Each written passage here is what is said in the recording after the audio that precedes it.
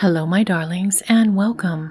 In this video I design and create a set of 3 greeting cards for Ostara using watercolor paint, a white gel pen, and black fineliner pen. Let's do some magical crafting.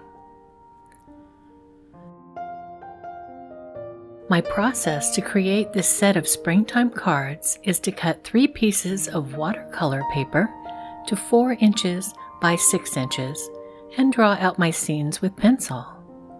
Then go over the lines with a kneadable eraser to lighten the lines before painting.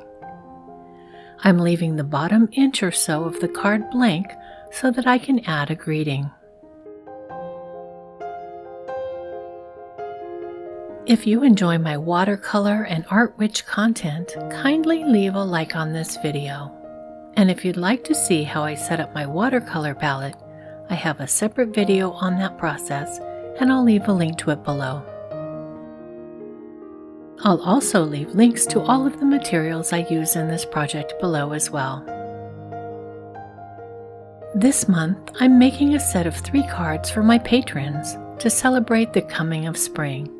A white rabbit design, a nest with blue robin's eggs and flowers, and a gardening scene with a watering can, a spade, and a pot of blooming bulbs. I spent several relaxing hours painting my designs, often letting the paint on one card dry as I worked on another, and then returning to the original card to add depth of color and layers. The white rabbit design was my most ambitious, as I knew I'd not be able to go back in and add outlines in black. I wanted to keep it light, but still add definition with browns and grays as shadows. I wanted the bird's nest illustration to have enough shadows and not need any outlining with black pen as well, while still keeping the color palette light and pastel for springtime.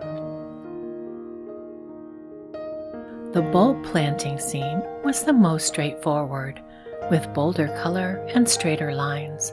I knew that I would want to define this scene with black micron pen outlines. I went in with a white gel pen on 2 of the designs to bring out details on the eggs and the nest, as well as the white rabbit's fur. The next step was to outline the 3rd illustration with a fineliner pen, to bring out the details and make the artwork easier to scan. Once I was happy with the artwork, the next step was to scan the artwork and clean it up and color correct it in Photoshop. I set up all 3 cards to be printed out in the center of a letter-sized piece of cardstock. I've decided to have several versions of each card. One will say Happy Ostara, one will say Happy Spring, and I'll leave one of each version blank for writing in any sentiment. I'll be making these cards available on Patreon. If you'd like to download a PDF of these printable cards, please visit Magical Crafting on Patreon at the link below the video.